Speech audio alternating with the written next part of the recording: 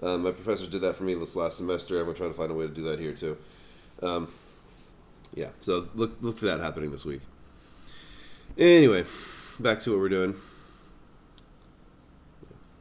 Okay, so what we're talking about, last time we were talking about unit conversions. We just dealt with numbers, right? Like the first problem was just 65 miles per hour. Okay, so last time we were given something like we had something like 65 miles per hour. Okay, cool. That was it was just a number, right? It was just a value with a certain dimensional analysis, like just a certain value with a certain dimension. The value was 65, and the dimension was miles per hour. Okay, that's all we had. There's more information that can be given though, typically in this kind of problem. 65 miles per hour is kind of half the story. This thing here, we have to have a fancy word for it because we're physicists and we're trying to justify why we get paid so much, right? Paid so much. So the thing is, we have to give this thing a fancy name. The fancy name for this object here, this 65 miles per hour, without any extra information, this thing's called a scalar. Okay, so what does that mean? That really just means this thing has no direction. It has no actual physical direction in space, right? It's just a value, 65 miles per hour. 42 inches, or no, maybe that's not as good a problem.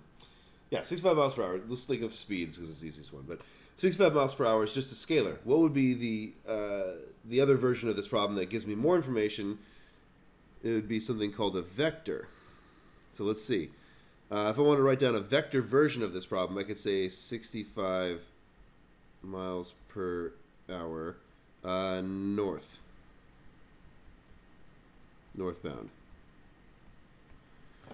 Okay, so what has that told me?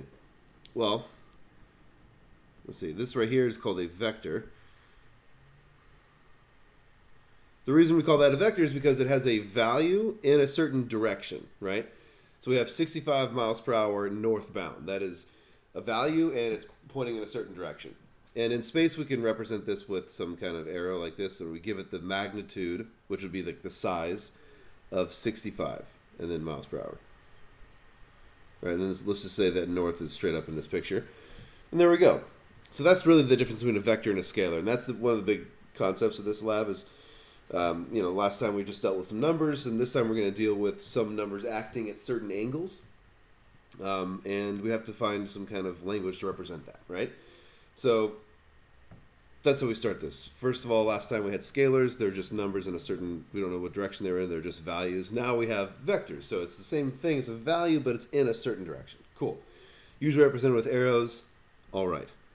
Now, what we're going to do is we're going to have some arrows acting in some certain directions. Okay, these arrows are going to be forces, though, in this lab. So, first of all, we should probably talk about, I guess we'll talk about forces first really quick, just to kind of get that out of the way. Well, no, let's just start with the vector thing. I'll get back to the force thing in a second. They kind of give you the extra task of solving for a force. It's really just taking your mass and multiplying by gravity. We'll get to that in a second.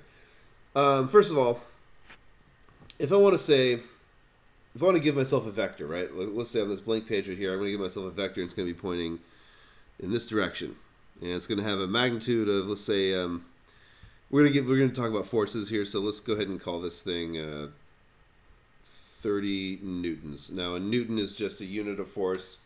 Once again, we'll talk about that in a second.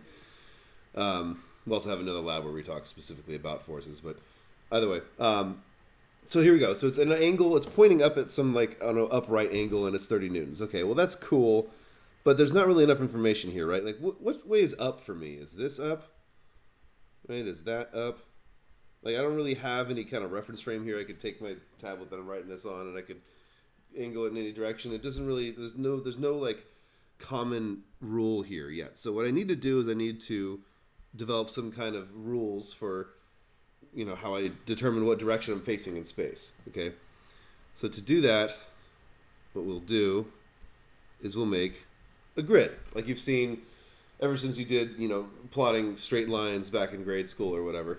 I think kids start doing that in 6th grade or something. We're going to set up an XY coordinate grid.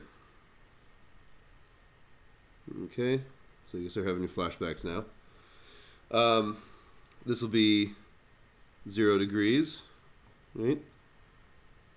90 degrees, 180 degrees, and 270. You should familiarize yourself with the pi versions of this. So I think all y'all pretty much have some calculus background. So that's still 0, but this is pi over 2. This is pi. This is 3 pi over 2. But that's neither here nor there. Okay, so there we go. So there's our coordinate grid, right? That allows us to write something on this piece of paper here, on this grid, and then actually share it with another physicist, and they have some idea what the hell we're talking about, right? So now what I'm going to do is I'm going to put my vector on here. Here it is. Its magnitude is 30. That means its length is 30 long, and let's call it 30 newtons to give it some actual physical value in space, in physics, I guess. So it's 30 newtons. Now, what I can do here is, because I have this coordinate grid where horizontal is 0 and 180, and then vertical is 90 and 270, I can go ahead and give this thing's angle with respect to, let's say, 0, right? I can give it to you as, well, I don't want to make them all the same number. Let's make it 60, oops. Yeah, let's make it 60 degrees, okay? So, gosh, how do I...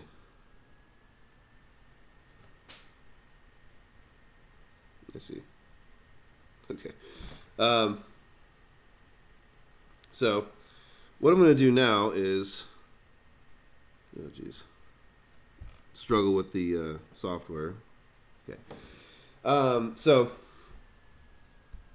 now what I've done is I've given some kind of structure for us to actually communicate these angles and these vectors with somebody. Here's the thing I want to do now. I want to kind of analyze this vector and see what we can do with it, right? What can we do mathematically with it?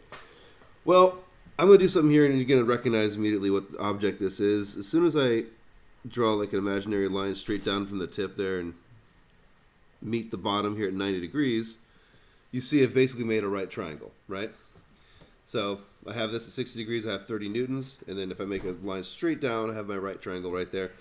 And what I can do is I can go aside. I can pop out and kind of look at this aside over here, and I can just think about it as a right triangle free floating in space for a second, because that kind of helps us use some trig to solve it. This is 60 degrees, that's 30 newtons.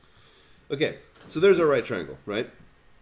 Now the thing I want to point out to you guys, which is how we go from just giving some some arrow at some angle with 0, and we don't know how the hell do we use that. What we're actually going to do is we're going to do something called vector decomposition here. All right, now we can write that out somewhere. Vector decomp. Oh, Jesus.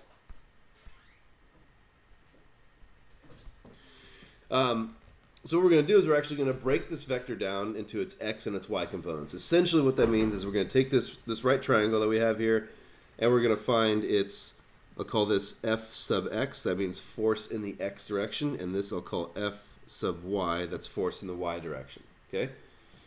So that's what we have to do. Now, what this means is that we're all going to have to remember our sine, cosine, tangent stuff, right? So our basic trig functions. Also, we're going to have to remember Pythagorean theorem. Okay? So, things that we want to remember here is sine of some angle. We call it theta, right? Theta is just a Greek letter. We use that to we'll use that as our x for the angle. In this case, we'll have it be 60 degrees, right? Because we're going to just choose the angle. For this lab, let's just choose the angle that's with between the hypotenuse, which is the 30, and the f sub x, which is the horizontal part. We'll choose that as our theta. So sine of some theta is going to be the side of the triangle that's opposite. I don't want to go over this, let's go really quickly. It's opposite over hypotenuse. I'm sure all you've seen this before a little bit. cosine of theta would be adjacent over hypotenuse, and then tangent of theta is opposite over adjacent. Okay, so you kind of remember those. We're going to use those functions there in order to solve this right triangle. That way we'll actually be able to get the f sub y and f sub x. Okay. Now, if you're given f sub y already, let's say, then what you could do is I'll call this big side f for now, just to make it easier for me to write. Yeah, it's kind of okay. So this side's f. The one other thing that we can use here is Pythagorean theorem, right? Which is that f squared, which is our 30 in this case, would be equal to f sub x squared plus f sub y squared. Right, we already have f is 30. If we had f sub x or f sub y, then we could find the other one using this formula down here, this Pythagorean theorem, right? So those are the three things that we want to make sure that we remember for this lab. Okay, as long as you can work with those, you'll be able to do this lab relatively easily. And we'll go ahead and we'll decomp this triangle here anyway, just as an example. Running out of room here, so I'm going to go to the next page, but there's that. Okay, so I'm going to redraw this triangle on the next page here. Here's my triangle. 60, 30. Just remember that's newtons, this is degrees. Okay. So, I know this is probably a bit of review here, but I'm just going to go ahead and do it. So, if I want to find f sub y, right? So, first I'm going to find f sub y. What I want to do is I want to pick one of those trig functions that actually involves the stuff I know and the stuff I don't know, right? That's like one of the biggest things in physics besides, one of the biggest things in physics for like solving physics problems is to really just take note of what you have and what you don't have and any kind of relationships that relate the things you have to the things you don't have. Because that's how you have to solve problems. You need an equation with one unknown, or two equations with two unknowns, or three equations with three unknowns, right? It has to stay the same, otherwise you can't solve the problem. If you have more equations than unknowns, you're okay. If you have more unknowns than equations, you're shit out of luck. Pardon my French. And that's actually good to note. We'll talk about that again later. Okay, so for now, I need to make an equation that has one unknown. Cool. Eventually, actually, I need to make two equations with two unknowns, whatever. So to find fy, what I'm going to do is I'm going to pick the sine function, because the sine, if you remember, was sine of theta is equal to opposite over hypotenuse. If this is my theta, this 60-degree angle here, the side opposite is f sub y, and then my hypotenuse, of course, is the 30. Okay, so what I'm going to say is that sine of 60 is equal to the opposite, which is fy, over, and then that side, which is 30. Okay, so then I can multiply both sides by 30, and I'll get that 30 sine 60 is equal to f sub y. And you can plug that into your calculator, and you want to make sure that when you do that, you're in the correct mode. Here, I'm in degree mode in my calculator. Okay, this is important, because there's always somebody that gets a number that's off just because they had the calculator in the wrong mode. Make sure you're in degree mode for these. I'm going to give you everything in degrees. I'm not going to mess around with radians. Although that's a good skill to have. It's outside the scope of this assignment. But 30, and then hit sine, hit 60, hit enter, and I got 25.98. I could be fancy and then make sine of 60, square root of 3 over 2, and multiply by 30, so it'll be 15 root 2. Is it 15 root 2? No, that's not quite right. Either way, it doesn't matter. So I want you to just give this to me in decimal form. So 30 sine 60, I got 25.9. I'm going to make that 26. The reason why is because I didn't give you anything with any decimals here. I just gave you 30s and 60s and so on. So I'm just going to round this thing to the whole numbers just because I gave you whole numbers. Yeah. Okay, let's see. So I'm going to go ahead and fix this. It's not just 26. The number doesn't exist in a vacuum. It's 26 newtons, right? That's what it is. F sub y. that's because that 30 right there was also newtons. So the units kind of just traveled throughout here. And we're also expecting a force. Force is in newtons, so this is 26 newtons. But here we go. This here is our y component, basically, right? Cool. Find our y component. Why are we doing this? I'll get to that in a second. Let's find fx really quick. I'll try to pick up the speed a little bit here. I think I'm probably taking too long on this. Okay, so now I'm going to choose cosine, right? So, let's see. So now I'm going to go ahead and choose cosine because I want to find fx. So I have my angle here 60. So if I'm going to choose cosine, cosine is going to allow me to choose the adjacent over hypotenuse. Adjacent here is f sub x, because that's the side that's next to my 60, but not the hypotenuse. Then it's going to be over 30. Once again, multiply both sides by 30, so I'll have 30 cosine 60 equals f sub x. And if I plug in my calculator, 30 cosine 60, enter, I get exactly 15. Cool. 15 newtons is equal to f sub x, and that's because cosine 60 is 1/2, whereas sine of 60 is the square root of 3 over 2. Nice. Oh, so that was 15 root 3 up here.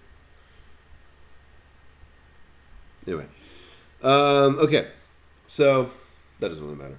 So what do I do here? I found two components of this vector. I found the x and the y component. Now, the reason we do this is because if we want to add two vectors together, what we want to do is we want to convert each of them into their x and y components and then add the x's and add the y's. Okay? So what I've done here is that I've just basically reminded you guys how to solve that part. I'm going to go back to the problem now, back to the vector grid and kind of dealing with that. But this is just a reminder of how to solve those problems. It also gives you kind of a description of this in the vector edition write-up as well. But okay, so coming back and to just kind of reality check what we're doing now. What we did was we had this grid, right? And we had this vector on that grid. I decomposed it into some f sub x and some f sub y. So it has x and y components. The reason I would do this is because I want to add with another vector. Okay? So let's say I have another vector over here. Let's make it, I don't know, let's make it over here like this. Let's make its magnitude 40 newtons. And let's make its angle with respect to 180 here. Let's make that angle 30. Okay? Now, this is a little different. And the only reason it's a little different is because we have to be careful with our signs now. So again, you can see that I can take this thing and turn it into a right triangle. So if I want to find this thing's x and y components, right here, this 40 Newton angle, or this 40 Newton vector here, I'll do the same as I did on the last page. I'll go ahead and break it down like I did here, right? And I can find my x and my y components. I'll just do that like really fast here. The other thing is, also remember that this is like 0, 90, 180, 270, right? But it's also the positive x and the negative x, the negative y and the positive y, right? So it's like it's really both. It's both kinds of grids right now. It's we're talking about the angles of this thing with respect to the I guess if you're looking at the paper, it'd be east would be 0 degrees, and then you go all the way around counterclockwise. But we can also look at this thing as it's positive x, positive y, negative x, negative whatever. So what we have to do is we actually have to take into account what the signs of these things are after we find them, based on the context of the actual problem. Okay, what does that mean? That means this vector here, I'll have to actually distinguish them now, so maybe I should call this like f sub a, and I'll call this vector force sub b, okay? You can see that force A, f sub a, vector A, it's all positive, right? Our f sub x and our f sub y, they're both positive. Why are they positive? It's just because the way the numbers worked out. Well, it's because it's pointing. You can see that my positive x would be right here. So if I want to get to this point, then I have to go right along the x and then up along the y, right? And right is positive in the x direction, and up is positive in the y direction. So both of those are going to be positive, Okay. Now, on the force vector B, you can see that I have to go left on the x, which is negative, and then I have to go up on the y, which is positive, right? So when I find f sub x for the force vector B on the left side, the left-hand side there, the sign is going to be negative. My f sub x is going to be negative for the B vector. Okay? So I can do the math just the same and just put the negative in there, or I can do the math a slightly different way, and I want to show you both ways to see whatever you're comfortable with, okay? So one way is I can, now I just kind of like doing this and then remembering what sign everything is. I'd like to take the triangle out, right, put a 40 here, put a 30 here, and just do the same kind of stuff I did last time. So my f sub x, I know it's going to be negative, so I'm just going to put the negative in there. Okay, it's kind of cheating. And I'll say it's negative, let's say it's negative 40 cosine 30. All I did there was I just skipped that first step where I wrote it like this, right? And I just went to the second step here. Okay, so I'm just kind of cutting some steps, but you can follow this alone later on, or you can follow along too. But I'm just going to call it negative. Where'd that negative come from? I just put it there, okay? I know that's going to make people uncomfortable, and that's why I'm going to show you the other way. So this is just me remembering, hey, that's going to be on the left-hand side. It's in coordinate 2, or quadrant 2, sorry. So therefore the x's are going to be negative, and my y is going to be positive. Okay. F sub x in this case is, I have negative 34.6, and God, I don't want to round it, but I also kind of want to be consistent with you guys. So it's 34.6. I'm going to call it 35. Okay. And then f sub y, it's going to be positive because it is pointing up. And so I can just go ahead and say, so this one here would be 40 sine 30 instead, because I'm choosing opposite, right? This is my f sub y, and this is my f sub x down there. So I want to choose opposite over hypotenuse. So there's 40 sine 30. 40 sine 30 is 20. Okay. So this is important now. So what I've found is that my y component is positive 20. It points up. That's good. My x component is negative 35 because it points to the left, or for you guys, left or whatever. So okay, now why am I doing this? Well, here's the thing. When we add two vectors together, which is what we're trying to do, that creates something called the resultant vector. And so what we're trying to do here is we're going to try to find the resultant vector.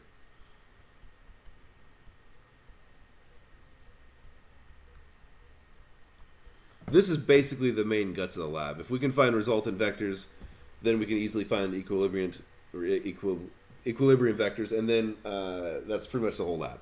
Okay, so we're almost there. Bear with me. I know some of you are probably looking ahead maybe a little bit, and that's fine too. I mean, as long as we get it done, right? So, okay, so we're trying to find the resultant. Cool. The resultant vector is going to be the sum of any set of vectors, right? In the actual handout, someone went through the trouble of writing it in summation notation. If you're doing like a bunch of force vectors, I sum over I to however many vectors they're in, and this would be like the number of vectors of all these little force vectors, and all of them added together is going to give me my resultant vector. Okay, that's essentially what they're saying, and when they give you this fancy notation, just adding up all your forces, you get your net force, right? This is your net force. Now, in physics classes at this point, you're basically doing this in like one dimension, maybe two, probably one for now. But in multiple dimensions, we actually have to take into account the fact that these vectors are pointing in different directions, and we have to take their components and add them accordingly. Okay, so here, our forces are F sub A plus F sub B, right? Those are the two vectors that I made. And that's going to be our resultant, I'll call capital R, okay? So to do this, beforehand, when it was just these two vectors with angles, I don't know how the hell we would do it, right? But now we have numbers for the x and the y components of each of these. So I'm also going to introduce another notation here, and I don't want it to like get too alarming, but I said f sub x right here is negative 35, let's say.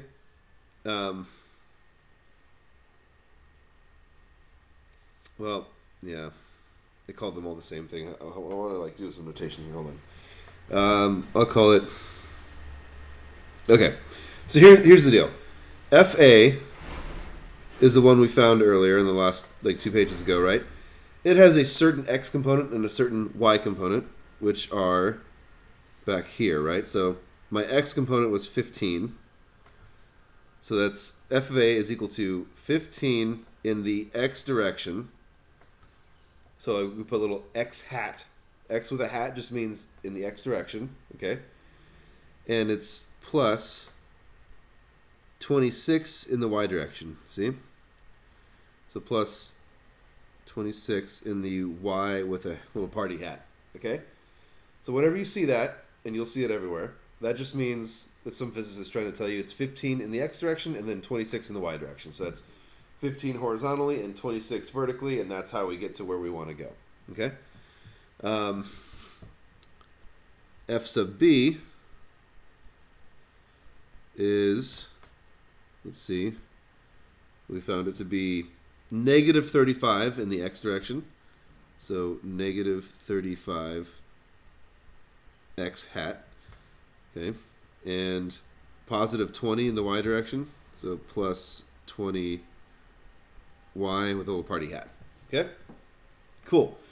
So what I want to do here is when I add FB and FA, you can see that each of them have little x components, the x hat ones, and then little y components, the y hat ones, right? So what I'm actually going to do when I add these is I have to add the x components together and the y components together. The y's and the x's cannot add. They're like different creatures completely, right?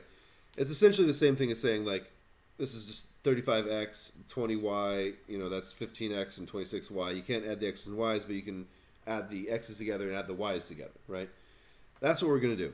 So my resultant vector is going to be FA plus FB, which is really just 15 x hat plus 26 y hat minus 35 x hat plus, I'm running out of room here, plus 20 y hat, okay? That's what we're doing. So my R vector here, I'm going to add up just the x component stuff. So what I have here is I have 15 minus 35 in the x direction plus 26 plus 20 in the y direction. Okay? That's essentially what we're doing here. And add it all up. I got negative 20 here. It's a little early for math, wouldn't you say? Doing okay though. Haven't done anything too embarrassing. And then plus 46 y hat. Okay, that's a resultant vector. We have found what the sum of the original two vectors are. Now, if I want to write this vector down, I can make another grid like so. Negative 20 along the x, and then positive 46 along the y. That is my resulting vector. Okay? I didn't really draw everything to scale, but if I did, it would be kind of obvious that that's what that is. On this side here, you can see that one's 40 and one's 30, one's 60 degrees, one's 30 degrees, so this one on the right-hand side would actually be a little steeper. The one on the left-hand side would be a little more shallow, but the one on the left one would be a little longer. And so then you'd have like this really long one here and this kind of short one here, and they would come together to make a somewhat shorter one, like somewhere kind of closer to the 30-degree one. So it would be up there like that, which is kind of what we expect, and that's what we got, right? We have the sum of this guy and this guy is this guy. Okay? Just wondering, but where'd you get the 15 and the 26? Like, I got lost right there, real quick. Oh, sorry. So I kind of like went 2 pages back and retrieved it. So So what I want to do is I want to add vector f sub a and f sub b. Vector f sub a, I put right here, and I got that from back here on this last page when I did the first like vector decomposition. Thank you. I got the 26 as my y component for vector a, vector f sub a, which I drew up here again, but it really drew it back here like the most neat as possible. But yeah, so I wanted to find the x and the y component of this vector. That's vector f sub a. So I did that right here. That's 26 in the y direction and 15 in the x direction. And I rewrote that fancier down here at the bottom of this page. So 15 in the x direction and 26 in the y direction. And then when I add these together, I just basically added the 15x, 26y to the negative 35x and 20y. And that's how I get this big line here, which kind of like goes and wraps around. Does that kind of answer the question? Yeah. Okay. Yeah, please feel free to everybody to ask questions. I want to make sure everybody understands what's going on and we're all cool and up to speed. Well, Sorry, one more time? there's a question in chat as well. Oh, is there? Okay. Oh, I need to scroll. I see.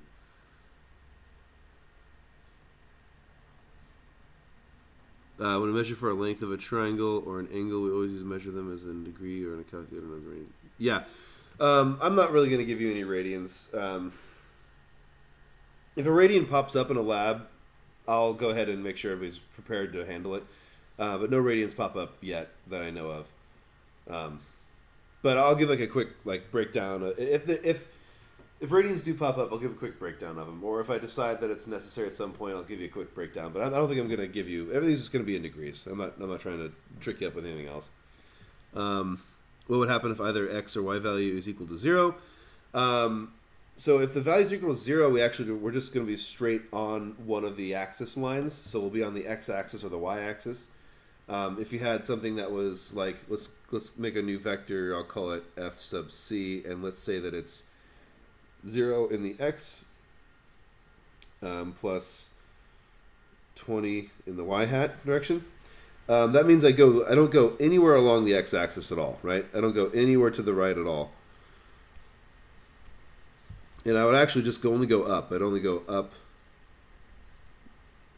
which will make it darker here, by 20 newtons, and that would be it. I would have no hypotenuse. I have no x component. My vector is straight up and down, and its magnitude, its length is 20, and that's it. If I want to add it to another vector, it's just basically my x value is 0, right? So if I wanted to add it to the r vector, this resultant here, then my x would still be negative 20, but my y would change into 66. Is that cool?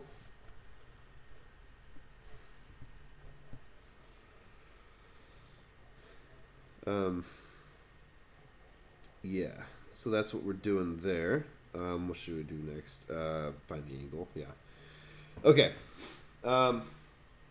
So, recap, back to reality. What have we done so far? Bunch of stuff, right? Scalars and vectors. Vectors have direction. Cool. I gave you a random vector. There it is, 30 newtons at 60 degrees in quadrant 1 over here. There's four different functions that relate the different sides of this thing as a right triangle. As we can see, you can always draw a line down, pull it out, it's a right triangle. You can mess with it there to get your x and y components. Here it is me finding just wait, I got another question.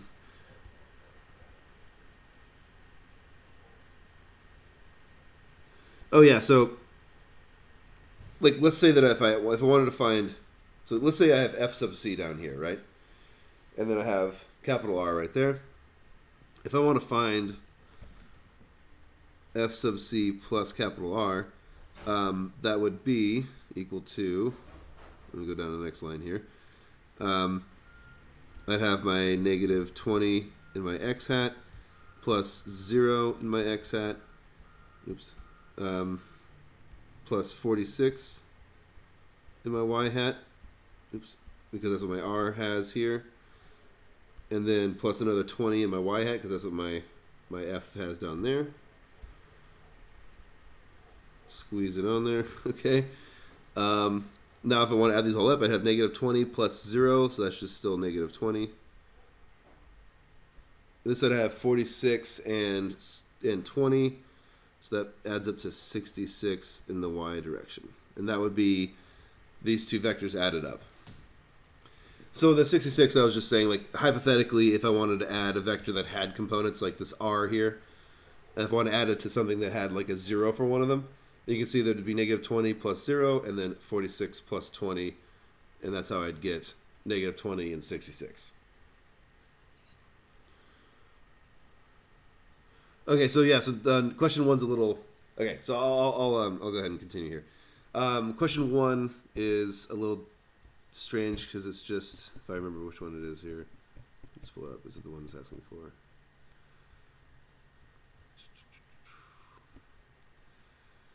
From the data you recorded in tables A1 and A2, what is the relationship between... Oh, yeah. Okay. All right. So let me just finishing up a couple things. God, I've already been doing this for a minute. Okay. Yeah, I apologize. It's a little slower because we're doing online. I know some of you probably getting a little bit bored. My apologies. Okay, so really quickly, what we want to talk about now is angle, really quick. So we want to find like what would be the angle of our new vector, the new resultant vector. And then I kind of want to tell you how to calculate the force really quick, and then we're going to go with, well, I'll just start like talking about the problems. Okay, so really quickly, on this last page I'm given the resultant, so like find new angle. That's what I want to do now. Here's my resultant. It's pointing like up and to the left, so I want to find, really I want to know like this angle from 0, but also I want to know this angle in here, right? So what I can do is I can look at this thing like a right triangle, again, like so. This is the angle I want to go ahead and find out. This here was 46 and this was 20, right? I know it's negative 20, but if I'm just pull it out and look at it like a right triangle for now, all I want to do is find this angle. I don't really care about the sign. So what would I do to find this angle? I have the angle is theta, let's just call it. I don't know what it is. I have the side that's opposite, and I have and I have the adjacent. So what I can do is I can set up a tangent. I can say tangent of some theta is equal to the opposite side, 46, over the 20. Then I can do an inverse. So I can say that tangent inverse is 46 over 20, which I could have simplified, but whatever. And that would equal to theta. And I'm still in degree mode, and that's fine. I'll do second tangent on the calculator to get the inverse tangent, and then put in 46 over 20. And I'll get 66.5. And why did I give it a 0.5? I don't know. I'm just doing it. That's fine. If it's like, if it's halfway through, you can give me a 0.5. I'm not really trying to be too strict on that whole, like, how many units thing. I just, generally speaking, if you get some physics problem and some test and they give you, like, 2.35 seconds, then just give your answers in hundreds. That's just what I wanted to tell you. That's all. But anyway, so 66.5 degrees, okay? That's my new angle. So that's how you would find that. You'd use the tangent right there. Okay. And then the other part is on the first table, there's an empty spot. If you look at like table, I think it's A1 or something. Let me pull it up.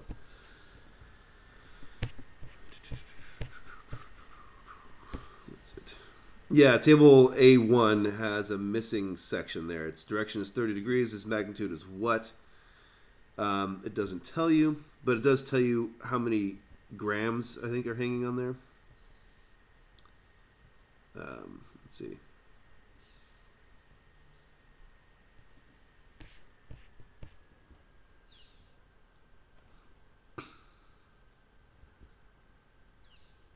Degrees. 135. What the hell is it?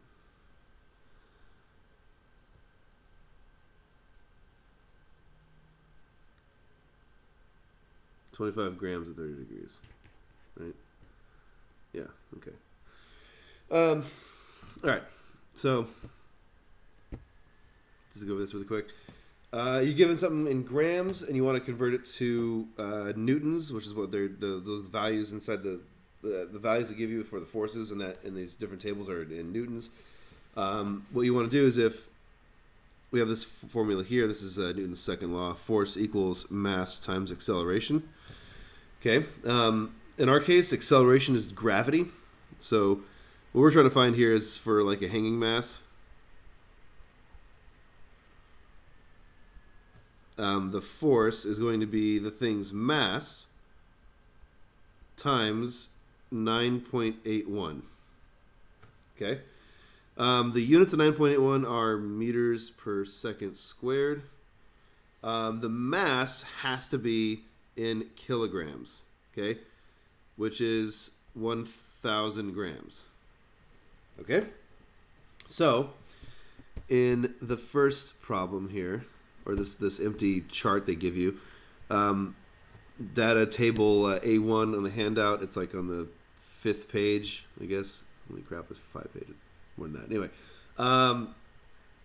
if you go up and you look at procedure part A, number 2, it says apply a force F1 to the free body at the center of the table by hanging 25 grams at 30 degrees. Okay.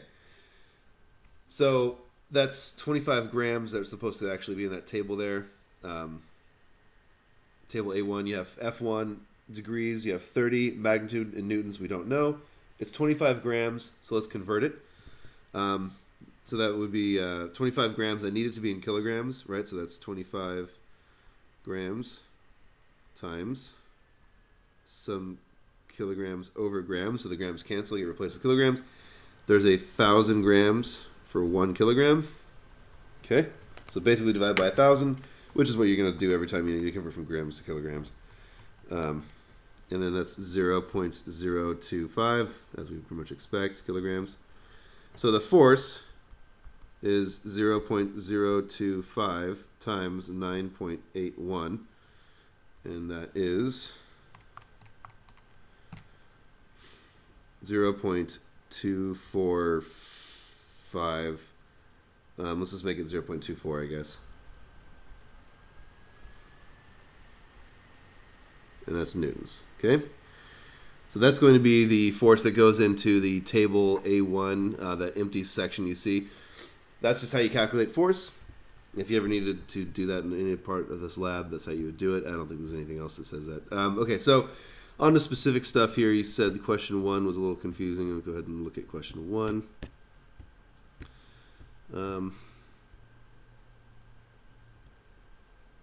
Okay, so if everybody just takes a quick look at question 1 of this lab in the analysis section, end of page 5, beginning of page 6 is like the box to put the answer in.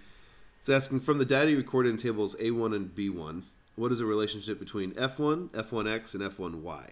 Write an equation relating all three. Well, at the very top here, you can see they give you kind of like a sample situation. Here's my F, Fy, and Fx, right? That's kind of like what I gave you earlier, too. Back here, right? So here's my triangle. You can see on my shared screen here. You can see the triangle there. I have my F, my Fx, and my F sub y. There's 4 different things we can write that relate these things together. There's the sine, cosine, and tangent, which relate sides to each other and angles, right? There's also this one at the bottom here, our Pythagorean theorem, and this actually relates all 3 of those together, right? It relates the hypotenuse, F, and it also relates the x and the y components, Fx and Fy, all together in one equation.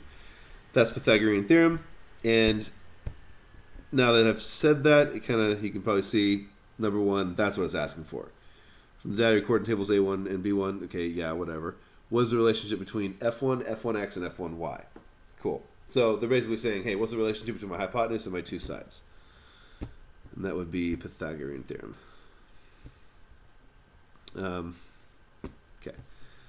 So that was a little weird. Using the equation for question 1. So the equation from question 1 is going to be then Pythagorean theorem. Calculate F1x using the data in table A1.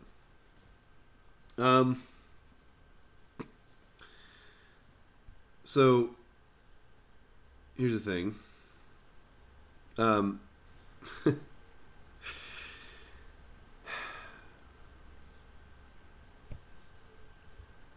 this is written kind of strange. So I want everybody to kind of look at where I'm looking at here, just to make sure that we're all. Let's see. Maybe I'll stop sharing this for a moment.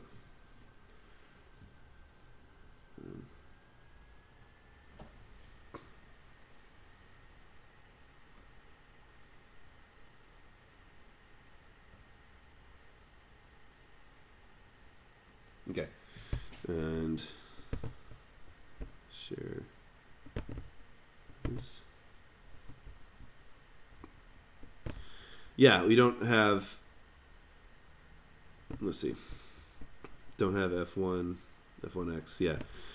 So that's the weird thing. That what are they saying here, right? Using equation one, using the equation from question one, calculate F1X using the data in table A1. Okay. This is kind of weird. So the equation from question one, let's not worry about that, because here's the thing. I don't know why they even asked you that. The equation you actually want to use here, if you want to find F1X from the data in table A1, then what you actually have to do, the data in table A1 here is the actual hypotenuse, right? It's the actual longest side of the right triangle, right?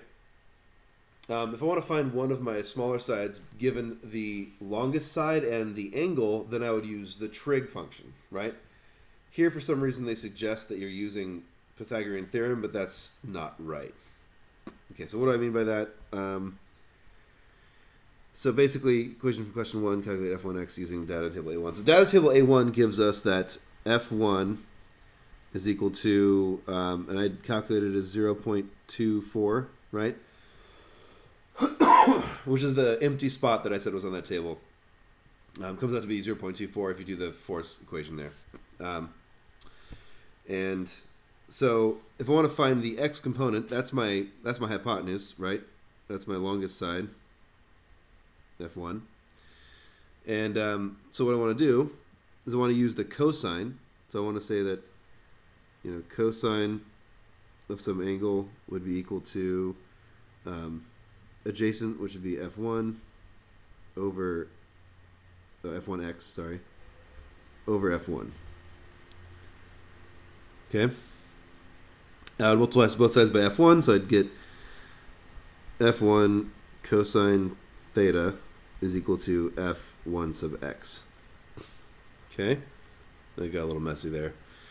F1 is 0.24, and theta is actually 30, I believe. Right? So then this would become 0.24 cosine of 30 degrees equals f sub x.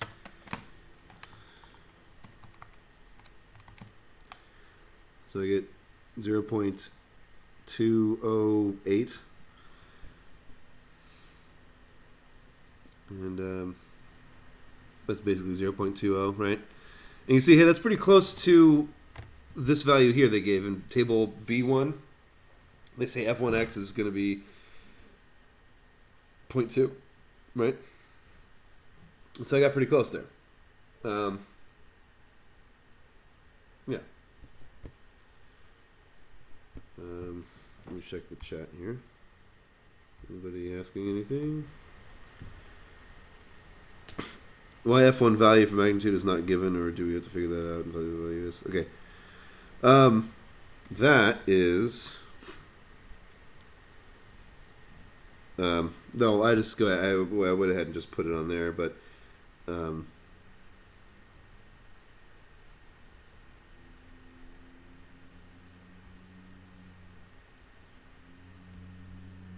oops.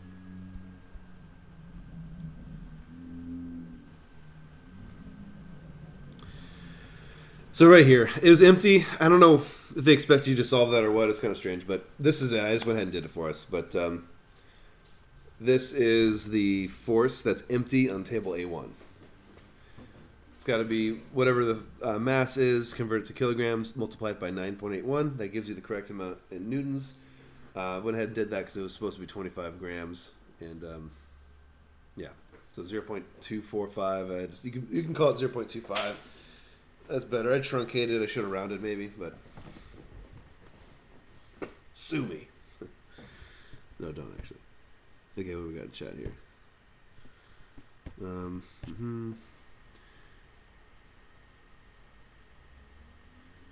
Okay, so the thing is, we're not going to have exactly the same value as we have in the table to answer the question that's in the chat right now. The thing is that I kind of, when I did that screen share, which is gone now, I said it's 0.208, right? And round that to 0.21, and then you'll have a slight percent difference, right? If it turns out that you get exactly the same number and there's no rounding involved, you get exactly the same number no matter what, then you have a 0% difference. Good for you, right? But if I see a 0% difference, I'm going to assume that you rounded it to look the same. I'll look at your work and I'll because a lot of times the reason people get 0% difference is because they got something like 0.256 and they rounded it to 0.25 because the other value was 0.25 and then they did percent difference there. But maybe actually keep it as 0.256, right? So do your percent difference before you do the rounding. That way you're pretty much guaranteed you're going to get some kind of percent difference. Now, if you do the trig or whatever it is that you do and you get exactly the value, so let's say you get exactly 30 and it's 30 that you're comparing it to, then yeah, you're going to get 0% difference and you shouldn't expect anything else at that point, if it's exact. I hope that answers the question.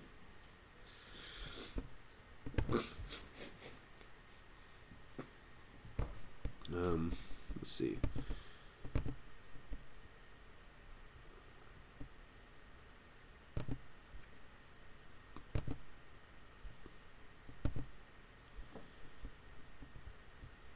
Okay, so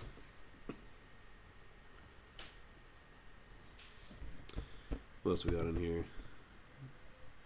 Percent difference. Remember that percent difference and percent error are different things. So to look back, just pull open the the first lab that we did. You'll see the equation on there. But percent difference is the one that has it's two. Come on now, it's two. Let's go. Oh my god. Why can I not? I swear.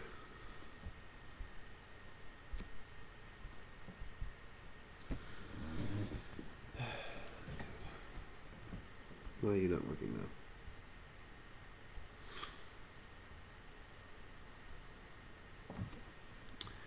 now? The one that's 200. Why can't it? It won't freaking draw.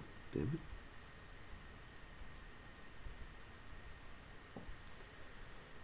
That's frustrating.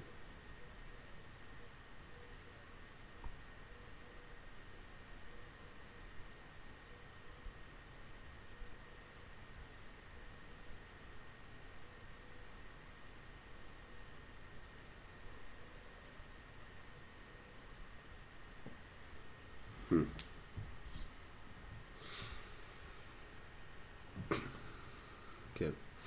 Equation for question 1, calculate F1y using table in A1. So question 4, same thing. Ignore that first part where it says using the equation for question 1. Use one of the trig problems, right? One of the trig functions, either sine or cosine. Not going to be tangent. Which I would recommend. Just draw out the right triangle. Let's see.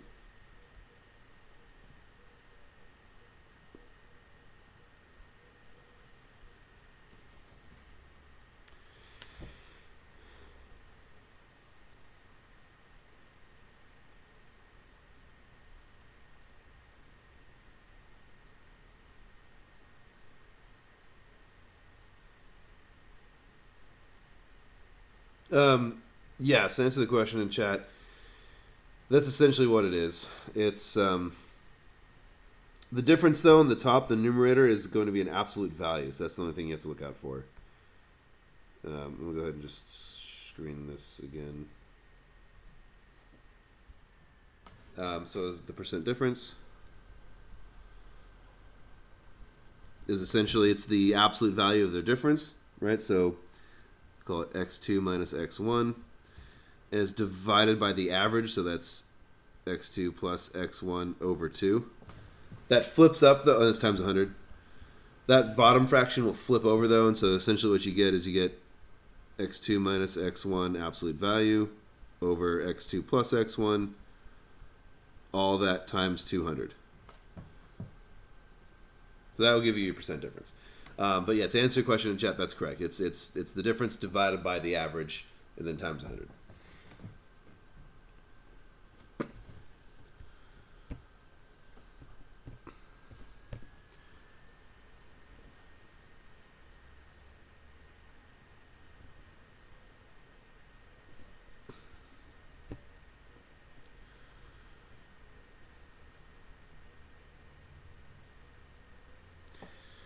Yeah, and then for number 4, again, it's weird, but they're giving you some right triangle. I would recommend, taking that thing and turning it into a right triangle. So you have F1, so you can just turn it into some right triangle like so.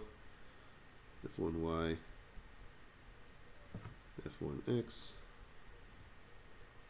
Right, and then here's your angle, which I believe is 30 degrees. Yeah.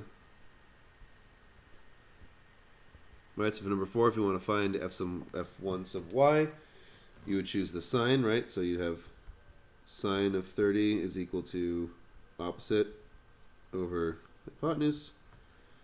Remember that the hypotenuse here is 0.245. I don't know how you guys are representing that. You can write it as 245, you can write it as 25. That's fine. I'm not gonna grade 2, I'm not gonna I don't want people to agonize over the significant digits that they put in their problems. I don't want you to agonize over that for this class. I'm not trying to make that a big deal. I am aware that this is only a 1-unit course. Okay? I think some people forget that sometimes.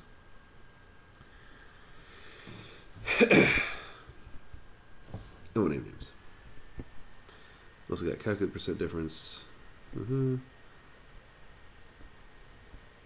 Okay, so you can see for part A and B, comparing the vectors here, we've kind of looked at all those. You're going to find the different components and then you can do percent differences between what you found and then the values in table B1. Then part C is your last major part here.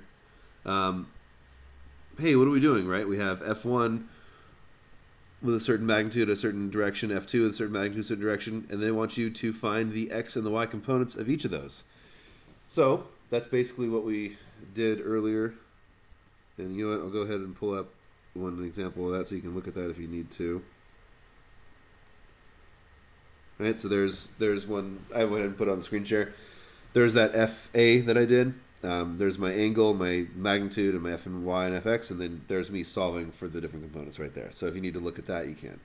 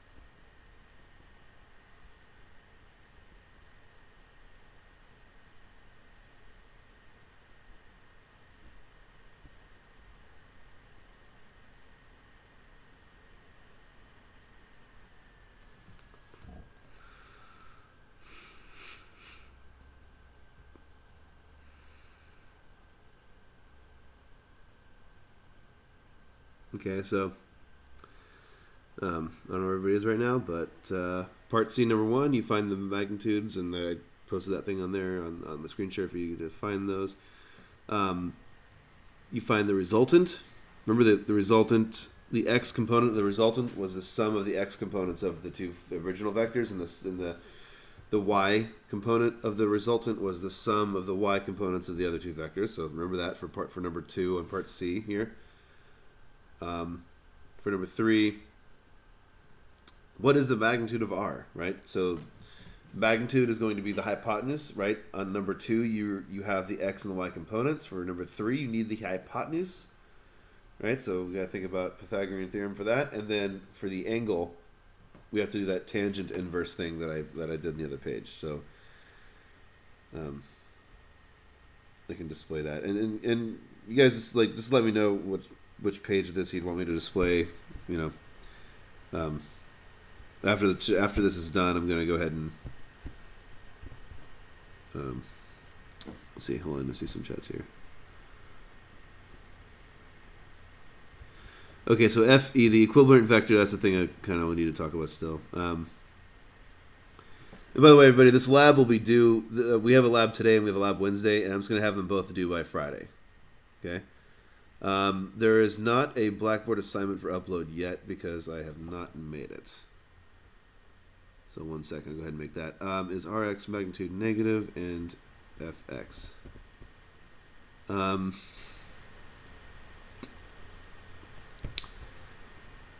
Okay, so for the Rx magnitude, as Rx negative, I see, okay. So here's the thing. So one of these is at 90 degrees, right? We have this, so part C, number 1, we have force vector F1 and F2. One of them's at 90, right? So it has no x component. So it's just straight up and down, or just pointing straight up. But the other one, so if you look at force vector, so F1 and F2, we have F1 is just straight up like that. F2 is 135 degrees, right? So it's over here. Okay. So is its x value negative? Yes. Negative F2 sub x. It's some negative value. That is correct. And then the y is some positive value.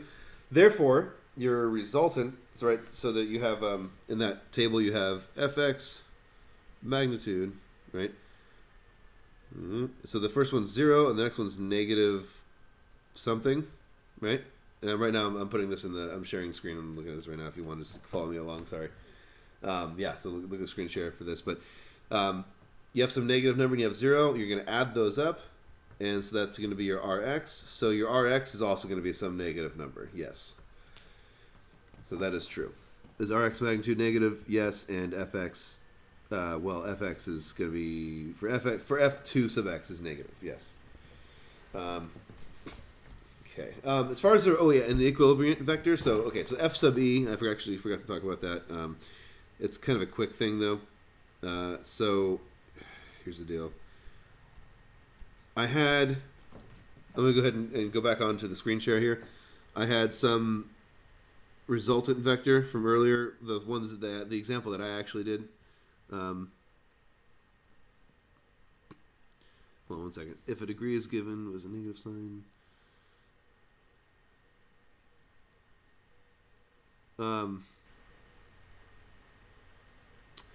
If someone gives you a degree amount, for like some vector pointing in some direction, they give it to you as a negative, then just start at 0 and go clockwise. Yes, exactly. Yeah. Yeah, that's what you would do. And you can always just translate that to, negative 45 degrees or negative 90 degrees is the same as positive 270, so you can always just translate back and forth. The calculator would know the difference. So we plug the thing in, it would give you the correct values anyway.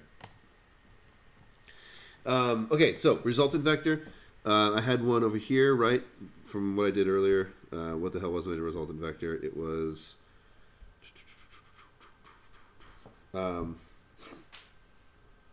negative 20 and positive 46. Okay. So this thing was negative 20. and positive 46. This is the problem that I did, not the problem that's in the actual lab. So how would you find the equilibrium vector, capital E? Well, the thing is, the equilibrium vector is going to be the vector that cancels this one out, right? So if I want to cancel this thing out, I don't really have to think about the whole vector altogether, the magnitude of it and its angle and all that crap. No. All I have to do is cancel each component, right? So I have negative 20 on the x. So to cancel that out, I need a positive 20 on the x. And I have a positive 46 on the y. So to cancel that out, I need a negative 46 on the y, right? This vector down here, I'll call capital E. That's going to be my equilibrium vector. That's going to be the vector that cancels the resultant vector. And you can see that once you have the components of all your vectors, that's actually pretty easy to find. I just need to cancel the x, so the x is negative 20, so I need a positive 20. My y is positive 46, so I need a negative 46. And when you add those two vectors together, you're going to get 0, right? You're going to get negative 20 plus 20 is 0 on the x. Positive 46 plus negative 46 is 0 on the y. Therefore, that's my equilibrium vector down there. If you want the angle, you just do more trig stuff, right? So you do your tangent inverse of the 46 over 20. You'll get some angle down here, and you got to make sure that you write it with respect to 0, which is your right-hand side, your like eastern side. Okay, and hopefully that answers the question of the equilibrium vector, which is, I know it's kind of like random out of nowhere, but for part C, number 3, calculate through the equation derived in the theory the magnitude and angle of R. Okay, what they're basically saying is just find the magnitude of R and the angle of R using like trig and Pythagorean and stuff. But once you have, so if you look at number 2 on part C, you have the magnitude of X, magnitude, so you have the X magnitude of R and the Y magnitude of R. You just, just make those signs opposite, and then that's your equilibrium vector, and then just find the magnitude of that new equilibrium vector. And you can, so what you're going to notice is that if you just make these, if you look at my screen share here, the equilibrium vector has like the same values in the same positions, just opposite signs. But if I want to find the magnitude, it's the sum of squares. Right now I'm kind of like blabbing here, but if I want to find the magnitude, it would be E equals the square root of 20 squared plus negative 46 squared, right? So you see the negatives don't matter. And whatever this number is going to be, it's the same as R. Right, so the magnitude of E is going to be the same as the magnitude of R. They're going to be the same exact value, but their angles are different. That's the thing, right? This thing up here was at, that was 66 inside, remember? Which means its actual angle from 0 was 180 minus 66. It was like 114. And this thing here is at negative 66. And that's what the difference is for the equilibrium boys there. Let's see. Magnitude. I gotta see a question in chat here. Magnitude of the equilibrium vector will be the same as the magnitude of the resultant vector. Yes. And then the degree is 360 the angle of the resultant vector. So it's actually going to be 180. So what you could do is you could just literally just find whatever the angle is for your resultant vector and just add or subtract 180 to it. So the angle from a resultant vector in my problem was 114. Not in this problem, right? This is just on my screen share here. So I could do is I could say minus 180, and that would give me to negative 66. Or I could say plus 180, and that would give me to 294. Either way, that's correct. That's going to be the same as flipping. You just want to do 180 degrees exactly opposite direction, same magnitude to cancel them out. Yeah. There's a bunch of different ways to think about this stuff. You can either think about the actual like X and Y components and them canceling, and then like kind of finding a new right triangle, finding a new angle and all that. Or you can just take what you have and literally just flip it 180 degrees opposite direction, same magnitude, done. Which is probably what, I guess it'd probably be what they expect you to do for this, whoever wrote this. But, percent error between the theoretical values calculated here and the experimental equivalent values. Table C1. Yeah, so that's, again, another percent difference. And I'll go ahead and make the submission for Blackboard right now.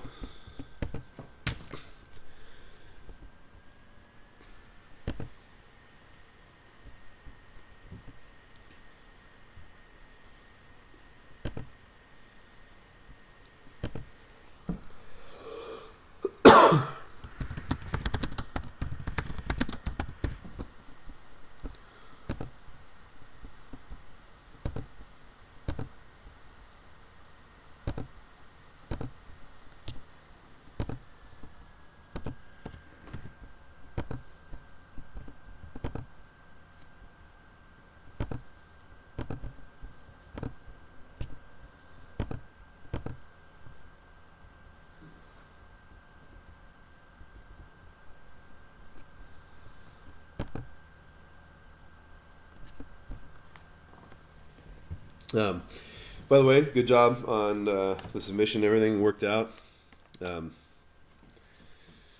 for the last assignment there. We did pretty good. System seems to be working. I'm going to check the people who weren't on the roster this morning. Okay. Let's see, one of you showed up. That's good.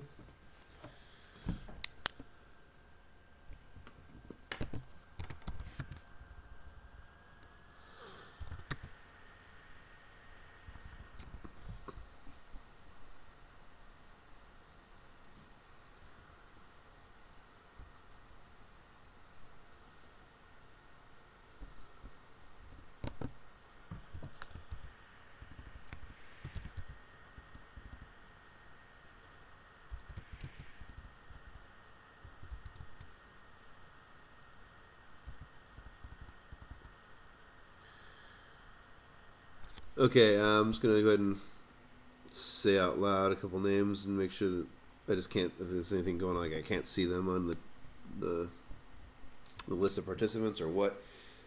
We got Muhammad Allah. I'm gonna like Alajami. I don't know how to say it right, but don't have you down. If you are in here and I can't see you, speak up. Thomas Baker and Marcus Sufria.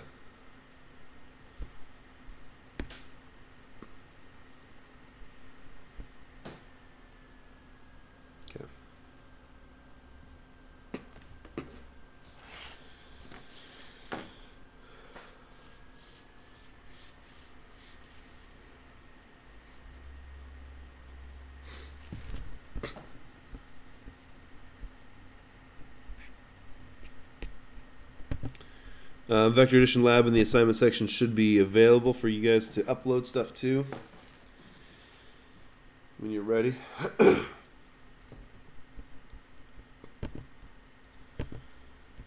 will continue to hang out until everybody's gone.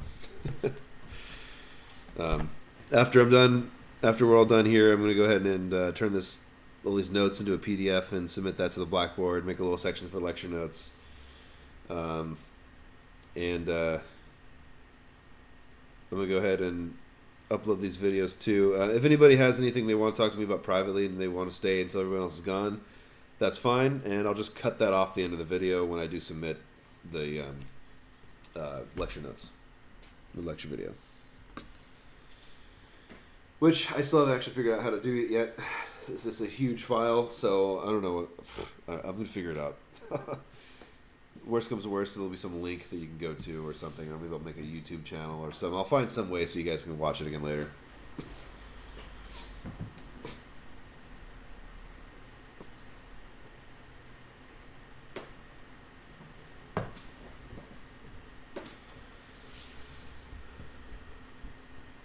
But, God. That being said, I want people to keep showing up. Oh, God. I know it sucks, it's 8 a.m. and all that, but, you know.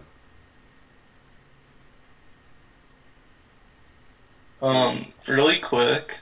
Wow. For table C1, the force given, it says that it's equilibrium force vector. Yeah. But the data that it gives us is 110 degrees, so wouldn't that be resultant force vector? Let's see, I see 290. Oh. On mine it's 110, that's weird. What? That's strange.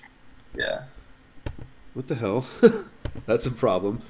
Here, I'll share my screen really quick so you guys can see what I see. Yeah, mine says 110 as well. Well, Okay, yeah. That makes a lot more sense. what the hell? Why is it 110? How do I have a different version? That's strange. Okay.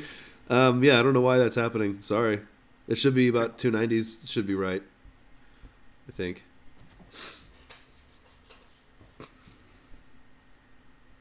Should we change it to 290? Yeah, make it 290 because 290 should be the correct. Shoot, I actually haven't double checked that. But let's see, what do we have here? Let me run the numbers really quick.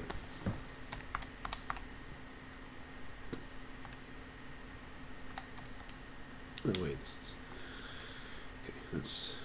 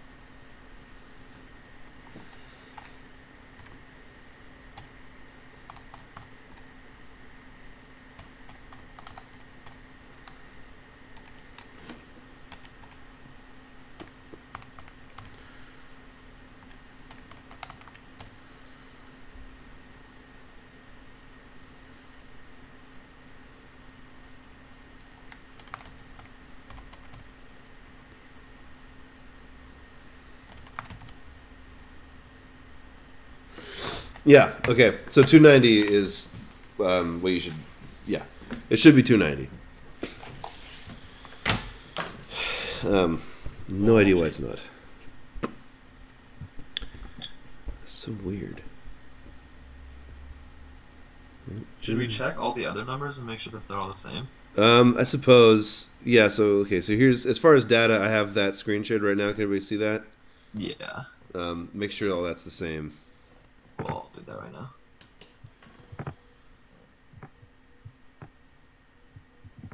Yeah, I think everything checked out for the last one. Okay. Let me go on there right now and see why the hell it's different.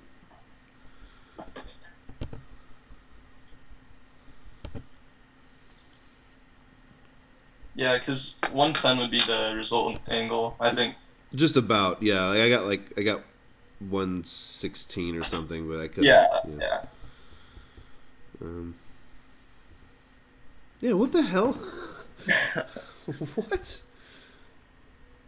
Oh, man, okay, well, I guess I'll pay more attention. I didn't assume there'd be a problem right there. God damn.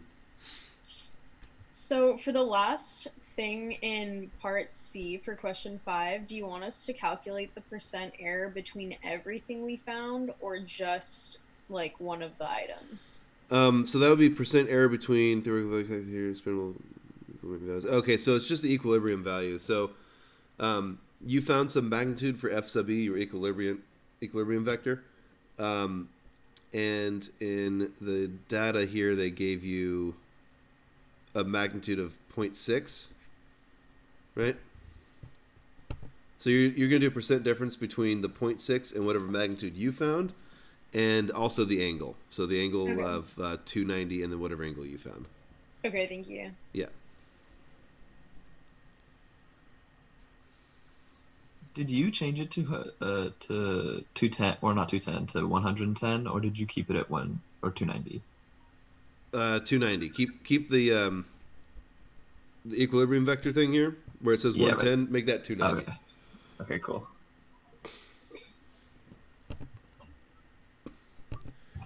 Yeah, I wonder if they found that.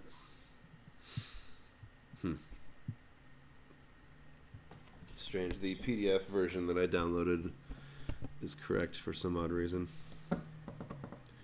0.25, 0.25, 0.20, 0.12, 0.6.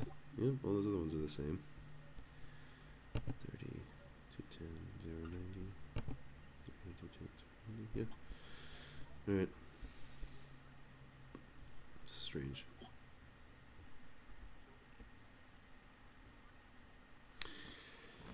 Okay, these bonus questions here.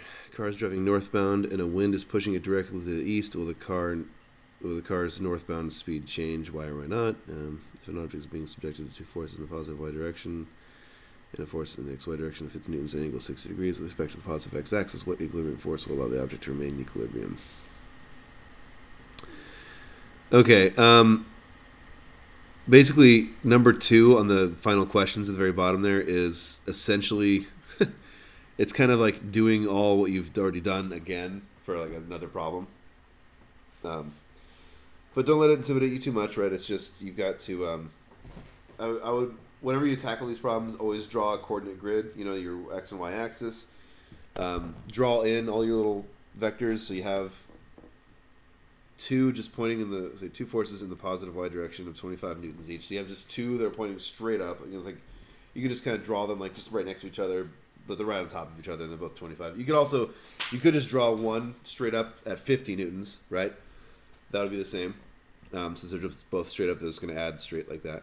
You have a force in the positive xy direction. That means it's in quadrant 1, so it's 60 degrees relative to 0, which is the positive x-axis, and it's got 50 newtons. So you're going to have to convert that into x and y components, and then add that to the other vector, which is just the y component and the 0 on the x component. Find your resultant vector, and then go 180 degrees opposite to find your equilibriant, and then that's going to be what you put in number 2. Okay.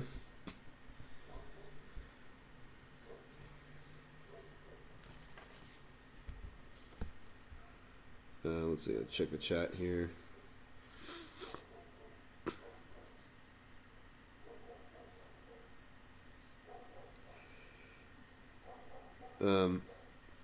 Finding the angle of R and FE for part C. You got negative 64. Yeah, then the degrees it should be for table C1 is 290, yeah. And so 64, that sounds like what I just got. Yeah, so it's 64 inside the triangle, right? It's, let's see if I do a screen share here.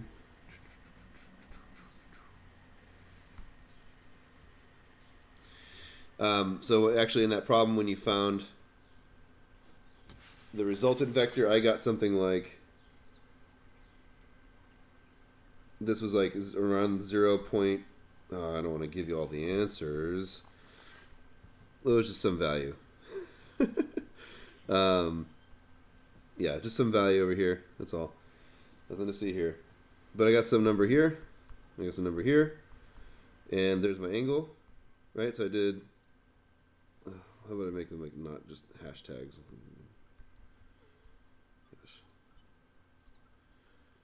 Okay, I got some number here and some number here. So I did the tangent inverse of A over B. And that gives you some value, right? I actually got positive 64 for the angles inside of here, right? That's inside of my triangle here. But you have to remember that that's on a coordinate grid, so it's actually... it's 64 relative to the negative x-axis, but it's actually about like, was that like 116 with respect to 0?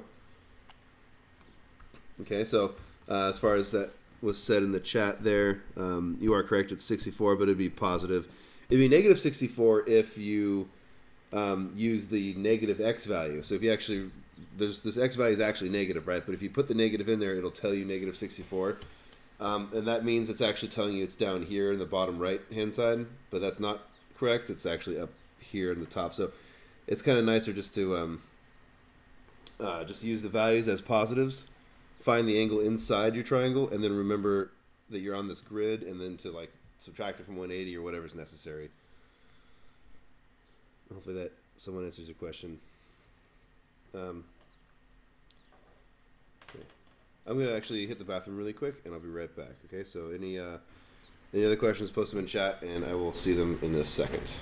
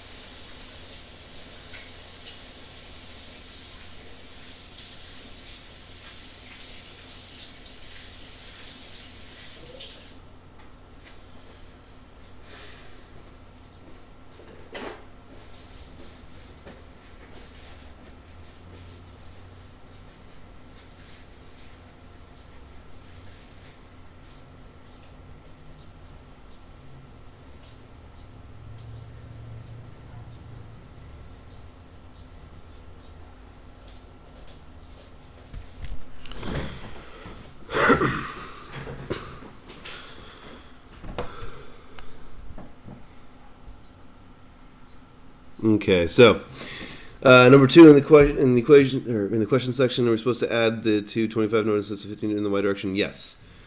Yeah, that makes it easier. Really, you have two 25s, but you might as well make it 150, right? Especially since they're both pointing in the y direction. So the two 25s in the y direction just make a 50 in the y direction, and that's somewhat straightforward. Unless it was like at some weird angle. Yeah, and then if they were facing against each other, if you had one up and one down, they'd cancel out to 0.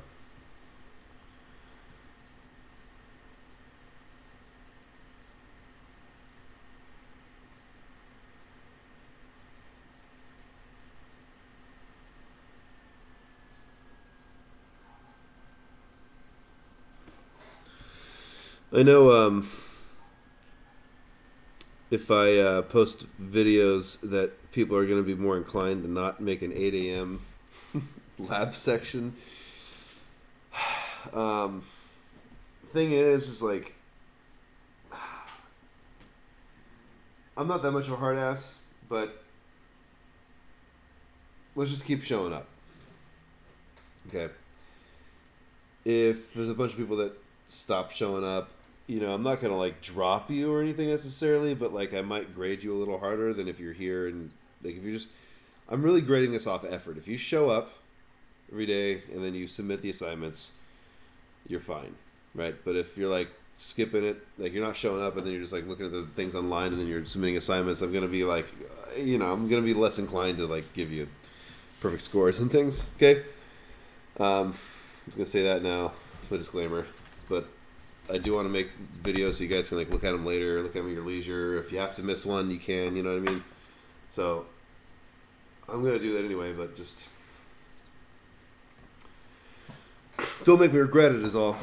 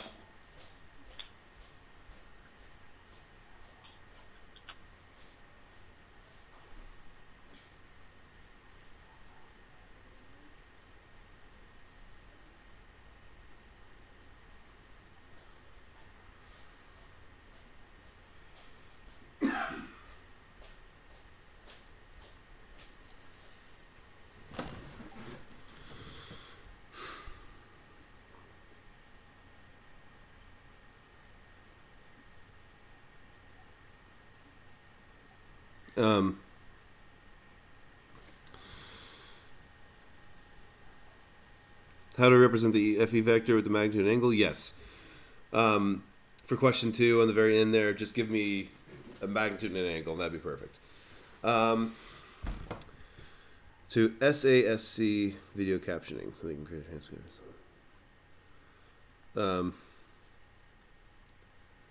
Okay, is that a website or something? CSC.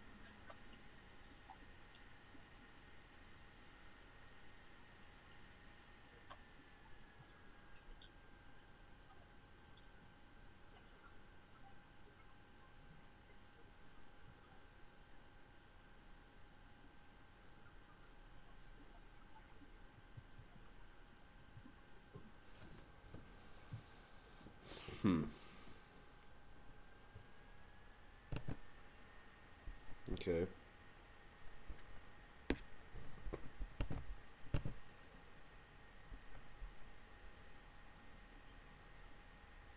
It's the Student Ability Success Center.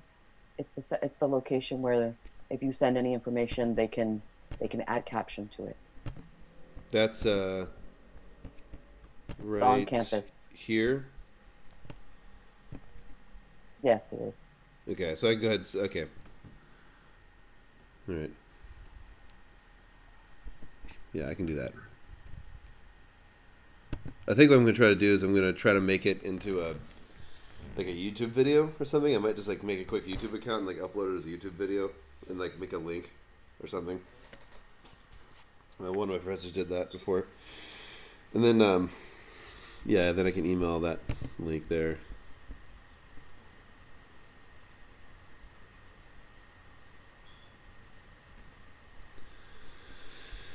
Let's see.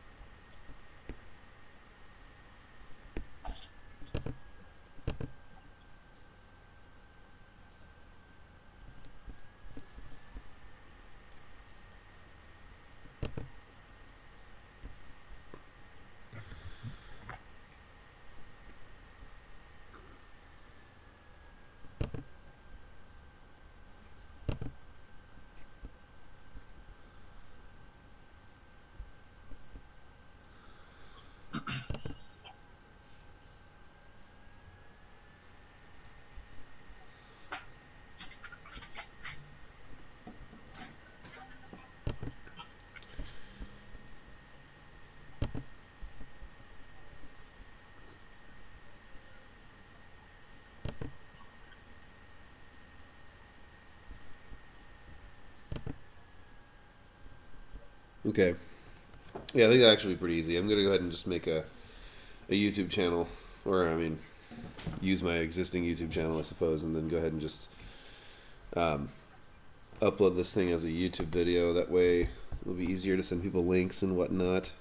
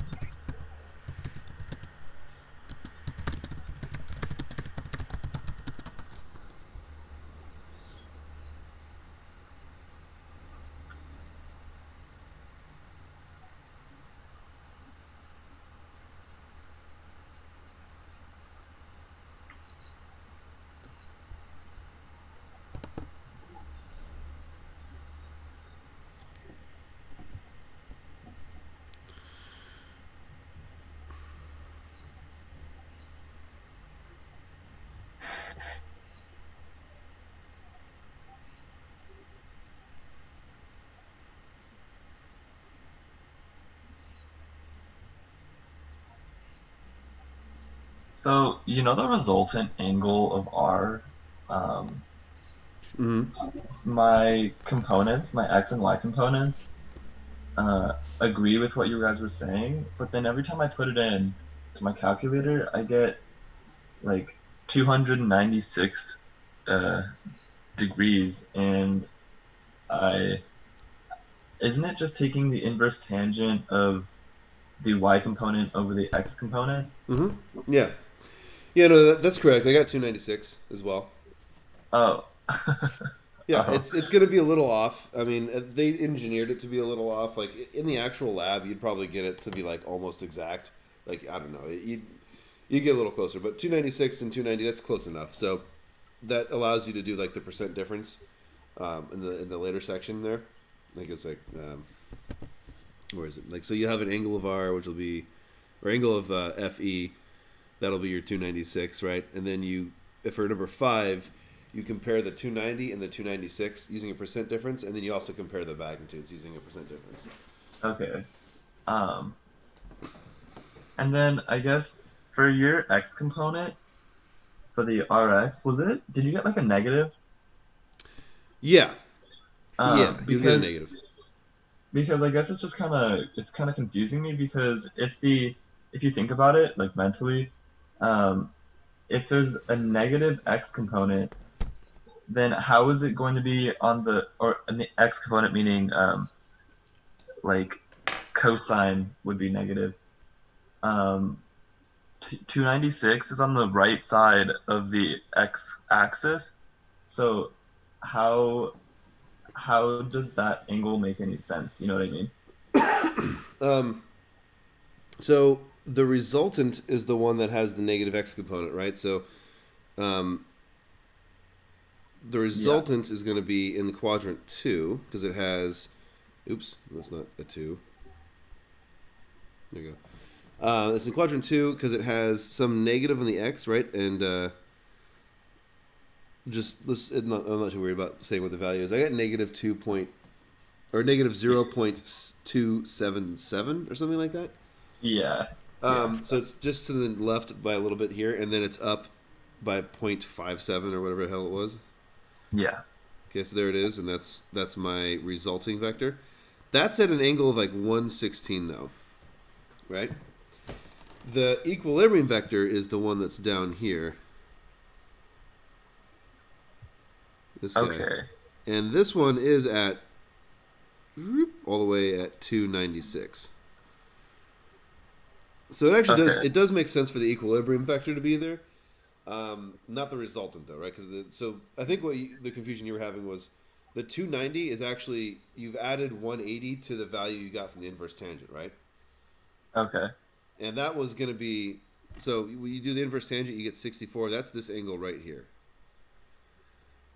And then you do 180 minus that, and that's how you get this 116. So that's how you're measuring from 0. And then what you want to do is you want to find this guy's angle down here. So then you just do the 116 plus 180 to go all the way around to that side. So so the equilibrium vector is 296, and its magnitude is going to be the same as r, and then the r is at actually 116.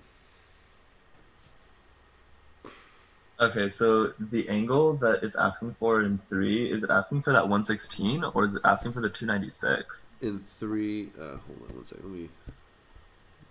Let's check it out. It's asking for the 296. I'm pretty sure. Okay. For R? Oh, wait. Wait, no, the 116. Yeah, the 116. And then 4 is the equilibrium.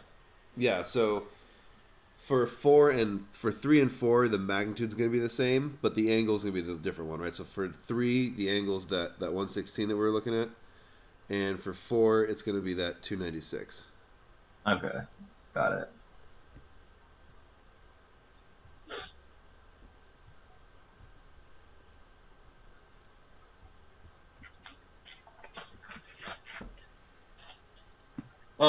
For question 2 at the very end, Yeah. Since both of the forces, like force 1 and force 2, are equal to 50 newtons, can we assume, I mean, I did the math, but can't we just assume that the resultant the resultant force angle will be the average of the two different angles, if that makes sense. So you take like 90 degrees plus 60 degrees divided by 2, since they're both the same magnitude. Yeah, I suppose that works. Yeah, it should work, right? But Yeah. I mean, Like, I got the same answer either way. I was okay. just thinking about It's it. just it's because they have the same weight, I guess you would say. Yeah. They both affect the angle the same amount. So yeah, so that in this case does work out. It's cute. It's a cute way to do it for sure. Yeah, 60 and then you have one at 90. So then okay, that's interesting. I wouldn't really have thought to do it like that, but. Huh.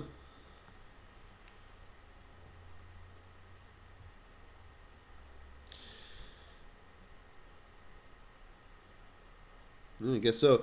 And if you say the math works out, then it works out. I actually haven't checked that myself.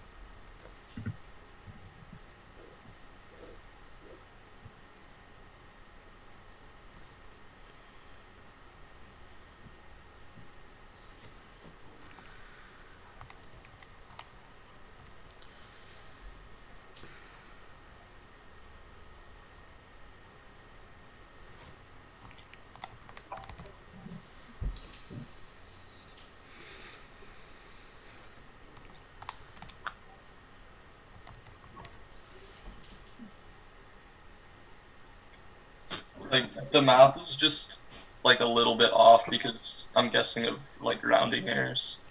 But Yeah, because the sine function, like Yeah. you'd have to if you put the if instead of actually putting down a decimal for the sine, the 50 sine 60, and if instead you actually put 50 sine 60 in for your y component and did all the calculations with Yeah. the sines, and then you get perfect answer, and then it would be exactly the Like- same.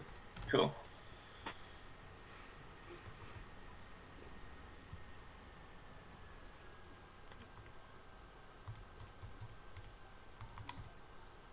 Yeah. Yep, 74.9998. Yeah, so it'd be exact if you. Yeah. Neat.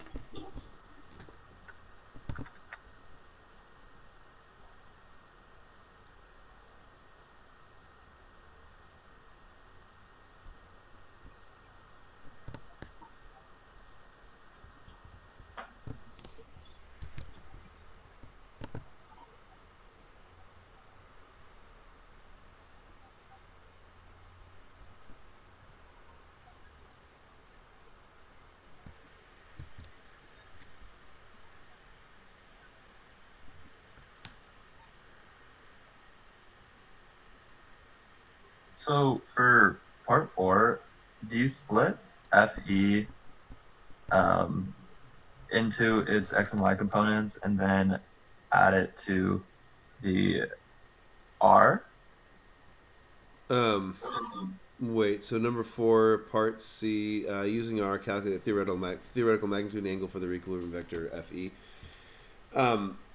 So once you know the resultant vector, you basically know your equilibrium vector. So essentially, what you're doing there is you found R, right? Let's say I don't know what R is. Let's say R is 2, but it's not 2. But let's just say it is. Yeah. And the angle we already said is 116, right? The magnitude of Fe, therefore, is also going to be 2, right? Because what you want is an angle exact opposite from the one that you gave. So like here's R, you want one exactly opposite direction. Am I still screen sharing here? I think I am. Um, if I have some R in this direction, I want an exact opposite, same length of the arrow, right? The same magnitude, even though this doesn't look the same. Whatever. I want this thing to be the same length, but I want the angles to be 180 degrees opposite, right? Okay. So the magnitude of FE is going to be the magnitude of R. It's the same thing. So whatever number you have for the magnitude of R box in number 3, put that same one in number 4. The angle, though, that's the thing I wasn't sure if it was you actually. Okay, got it. Yeah, so the angle of the 296 that you got was, or if that was you, actually, I don't know who's talking right now. Yeah, that was me. Okay, so the 290 that you got, that would go in FE down there, the angle of FE, and the 116 goes the angle of R. Okay, got it. Do you think I could like just put in the answers into the boxes and then just send you a picture of my work on like at the end of the slide, I guess? Yeah, so what you can do is you can actually like upload multiple things. I had one other student do that. They uploaded like the answers and they uploaded their work.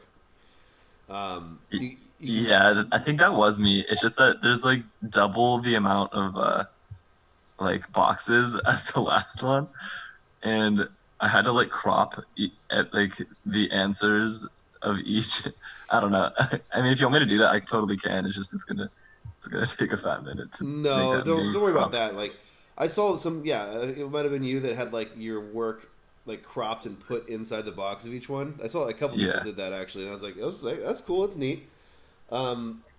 But you don't have to do it like that. If you want to just like submit this document with the final answers in it, and then also submit your work on like a separate thing. Try to submit it to Blackboard like along with your solutions. If that Yeah. doesn't work, you can email it to me. But yeah, just get it to me in another form. It's fine. You don't have to do all that other cropping stuff. Okay, sick.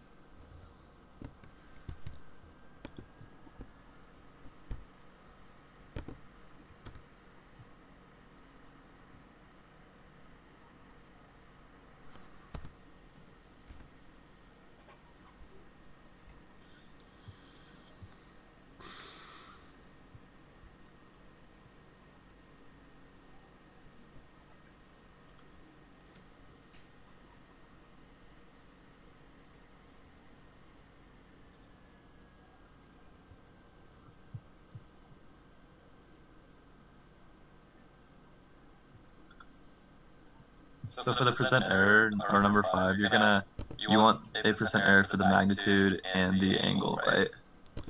Yes. Yeah. Yeah. All right, cool. And again, to confirm, that is between magnitude of Fe and angle of Fe that you have right there above number 5 that you just found, and you're comparing that to all the way up at table C1, just to confirm, right? All right. Yeah. Cool.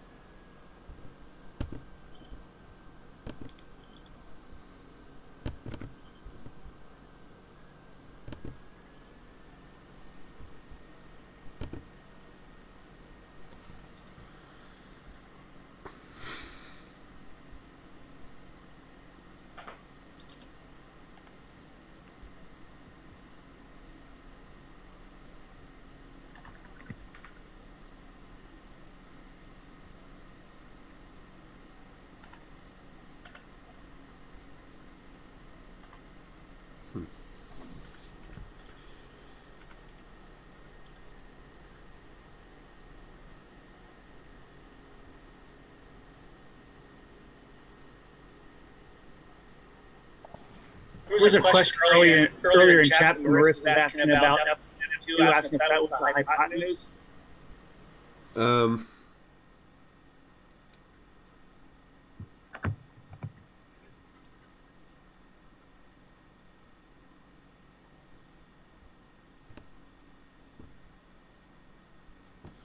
okay, hold on. Let's see.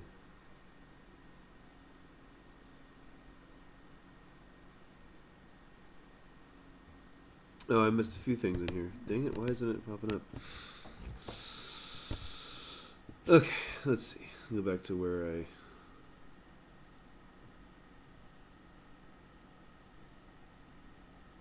Okay, I'm going to go back up to the last thing that I remember here. If an object is heading downward to the left, will the magnitude be negative? Include this direction heading in response. Okay, so yeah, just going back up to like where I last... Apparently, when I tuned out here, magnitude of objects heading downward to the left, will the magnitude be negative? So the magnitude is always going to be positive, but just the angle that changes, right? I think I guess I probably already answered that from someone else too. Going down here, Hessie, I got a private message. I'll respond to that one in a second. For part C5, to calculate percent error of angle and magnitude, yes. That was already answered. Cool. You guys are now seeing my chats pop up. That's great. Just to be clear, F1 and F2 and table A1 are hypotheses. Yes, that's correct. Those are the hypotheses. Yeah, exactly. That's what those are. That's to Marissa. Let's see another one here. Let's go over part C a little bit again. Okay, part C again. 1 second.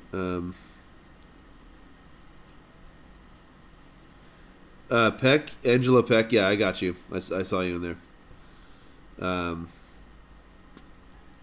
So the original document and our respective document. I'm not sure what you mean by original.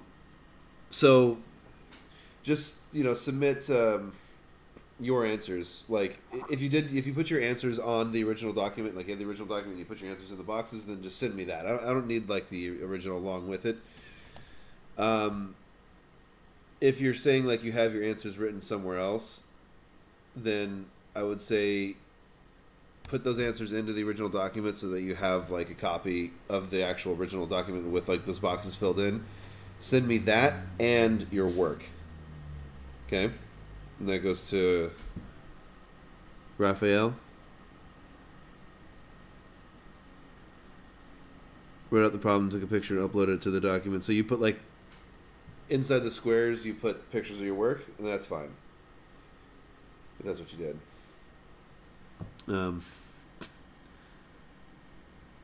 Yeah, Nicholas, I saw your email. Let's see. And Andrew, let me read what you have now.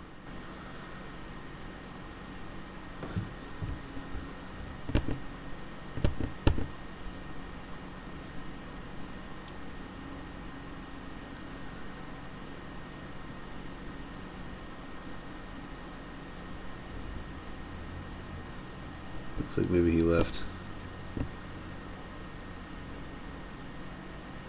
Oops.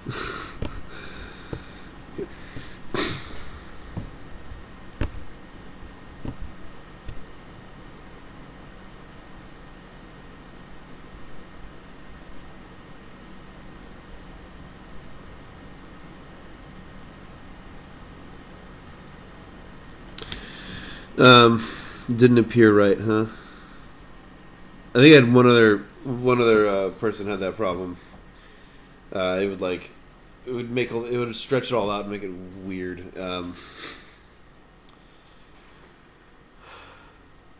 Yeah, just go ahead and submit your work the way that just make sure you box off everything that's your final solutions. Make sure everything's boxed off so it's easy to see.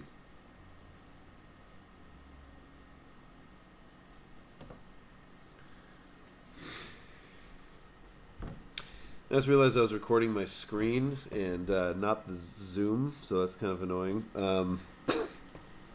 So Wednesday might be the first actual good quality video. Yeah, there's I don't know, last semester I had a lot of online sessions and they didn't allow recording of it, and I wanted to be able to go watch it back later because I just found it really hard to pay attention during the session, so I downloaded a software that allowed me to record my screen, and that's what I was using just now. So like I bet that when I was doing some of these notes, it wasn't actually showing up, which is kind of annoying. But I realized I can actually record what Zoom sees, so maybe that's what I'll do on Wednesday. But I'll make the best of what this is here, and I'll just upload this the way it is. That's right. I'm still sharing the screen. Let's go ahead and end that. Possibly.